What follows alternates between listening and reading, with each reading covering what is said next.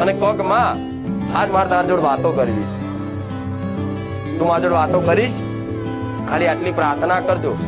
અને મનથી મન એવી વાતો કરીને તમને એવું લાગશે કે હારું આવા શબ્દો તો મેં વિચાર્યા નહીં, આ કોણ બોલે છે અંદરથી? જો મારો અનુભવ ના થઈ જાય ને તો મને મેળવી કહેજો, કીધા રોઈ જશો, હરખથી આંસુ પાડી લેશો કે માં તારી વાત ના થાય. કારણ શું? તમારા જીવનમાં કરેલા પાપ કર્મ એ તમારા દુઃખોનું કારણ ઊભું થાય છે. બીજી બધી વસ્તુ તો નિમિત્ત બને, ગ્રહો નિમિત્ત બને, દેવ નિમિત્ત બને, ભૂત નિમિત્ત બને, ચુડેલ નિમિત્ત બને. કશું ગોડા જો કદાચ કહારા કર્મો હોય ને તો કોઈ પિતૃ દોષય નહીં નડતો, કોઈ ભૂમિકાના દેવાય નહીં નડતા, કોઈ પેઢીઓની માતાએ નહીં નડતી, કોઈ કશું જ નડતું નથી. પણ આજ કદાચ તમારે દુઃખ આવવાનું હોય ને અને દુઃખ વેઠવાનું હોય ને કે તમારા કર્મો અનુસાર, એટલે શું કરે? એ દુઃખનો સમયગાળો જેટલો વેઠવાનો લખ્યો હોય ને એટલો વેઠવો જ પડે. એટલે દુઃખ આવે ને એટલે માણસ શું કરે?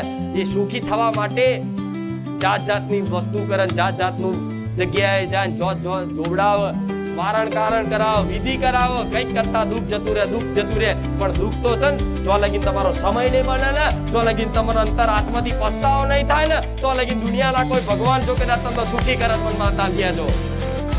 એક રવિવાર ભલે ખાલી જોવા આવતા, એક રવિવાર ભલે ખાલી ચેક કરવા આવતા, પણ ચેક કરવી હોય તો એક રવિવાર નહીં, 5 રવિવાર નહીં, 11 રવિવાર નહીં, 21 રવિવાર ભરો અને 17 વખત ચેક કરો, પછી મારી પર વિશ્વાસ કરજો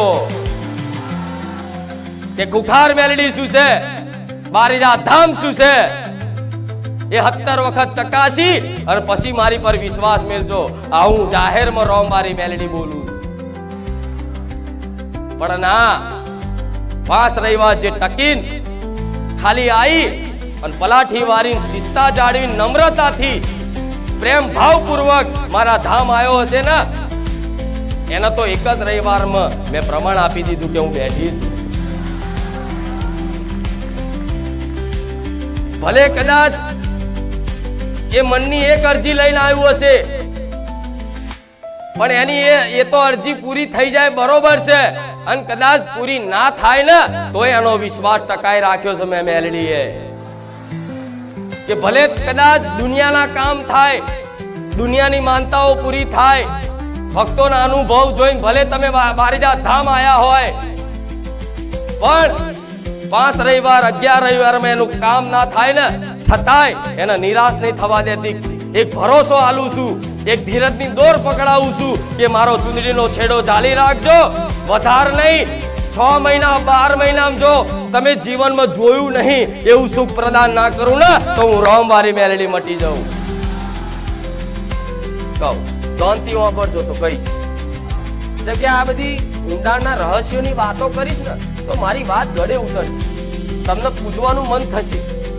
દેવી દેવતા તમારા પૂર્વજ સિકોતર માતાઓનું પૂજન કરવાનું અને પૂજવાનું મન થશે.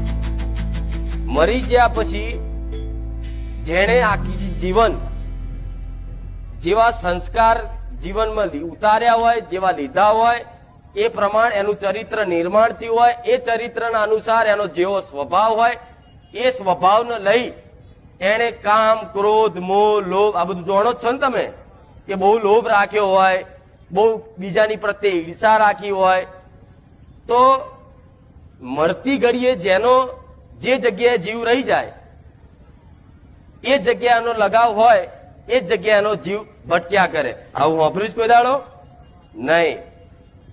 તમે મરી જાઓ અને છેલ્લી ઘડીએ તમારા તેના ખાસ મારી ચેતવણી છે, જો કદાચ એમાંથી કોઈ ખુખાર મેલડીનો ભાવિક ભક્ત નીકળ્યો અને એની જોડે જો છેતરપિંડી કરી ના તો તમારી પેઢીઓ સાફ કરી નાખી.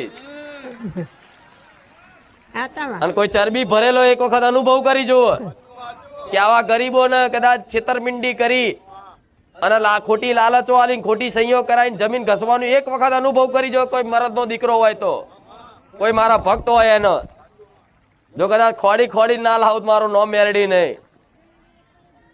આવા બાપડા બચારાને ભૂરવી જાય, છેતરી જાય. પણ જો ગરીબનું દિલ કેટલું મોટું છે, ગરીબનું દિલ કેટલું મોટું કહેવાય. જો કદાચ 5 લાખ રૂપિયા હલવાઈ જાય, માં 50,000 તારા પારે સેવા પેટે હું વાપરીશ, આવો કરોડપતિ માણસે 50,000 વાપરવાની હિંમત ના કરે. એ શ્રીફળ ચુંદડી અગરબત્તી કામ કરાવે. એ શ્રીફળ ચુંદડી અગરબત્તી કામ કરશે. જેના હૃદયમાં જે માતા હશે, જેના જે લગાવ હશે, મળતી ઘડીએ કદાચ છે ને એ જ મુખેથી નામ આવશે ને સીધા તમે માતાના ધામમાં જતા રહેશો. ભૂત બનીને રખડવાનું થશે. પણ તમારે રખડવું હોય તો કરો આય પૈસા. મર્યા પછી હકવારો નહીં. શા મર્યા પછી ક્યાં ઊંઘી જાય એવું થઈ જાય. અમુક નું આવું કે મર્યા પછી ના, તો આ બધા ભૂત શું લ્યા થાય છે? આ પૂર્વજો શું લ્યા થાય છે ને? જોવો છો ને, તો મર્યા પછી તે એક અલગ દુનિયા છે, સૂક્ષ્મ દુનિયા. એ અમે ભટકવું પડશે. એટલે તો એ મરેલી આત્મા હોય ને એના ઉદ્ધાર માટે તો તમારે ભજન રાખવું પડે. નહીં રાખતા? ભગવદ ગીતાના પાઠ કરવા પડે. ચમ આખી જિંદગી તેને પાઠ નહીં કર્યા, પણ મર્યા પછી કદાચ થોડું હોંભરે ને તો એની આગળ થોડી ગતિ થાય. પણ જીવતાજી ગોડા ભજી લો ને. મર્યા પછી તો યમરાજ આવશે ને, યમરાજના 2 દૂત આવશે ને લેવા. તાર રામનું નામ લેતી હોય તો તમે મનુષ્ય છો ને. મને ખબર છે કે રામ શું છે, રામનું નામ શું છે. એટલે હું તમને વારંવાર કહું છું કે દીકરાઓ, બધે ફરીને થાક્યા હોય ને તો આ સીધો ને સરળ ઉપાય છે. આ વાત પકડી લેજો. અને મારા ભક્તોએ મારું માન રાખી હું જાણું છું કઈક મારા જૂના ભક્તો આખો દાળ રામ રામ કરતા થઈ ગયા.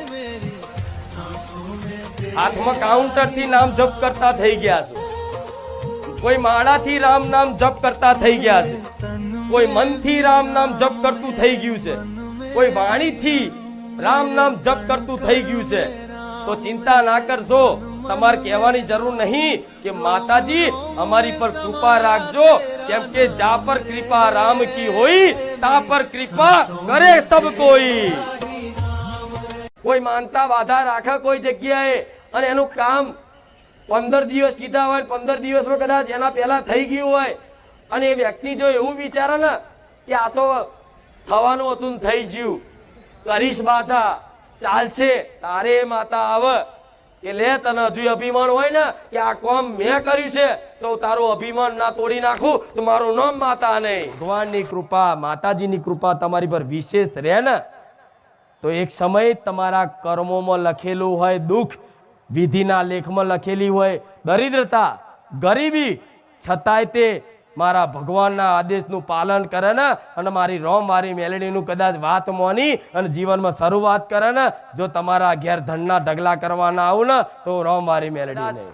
એક શ્રદ્ધાનું બીજ રોપી દઈશ ને અને શ્રદ્ધાના બીજથી ભક્તિના માર્ગ ઉપર આવશે ને અને આગળ જતા કદાચ પ્રેરણાદાયક શક્તિ મારી મેલડીની ઉમેરાશે અને હારા સંસ્કાર થશે ને અને ભવિષ્યમાં સુખી થશે ને તો આજે 50 વર્ષે હું મેલડી નજર મારીને જોઈશ કે જો આ મારો ભાવિક ભક્ત આજે સુખી થઈ ગયો. મને માતાને ખૂબ આનંદ થયો.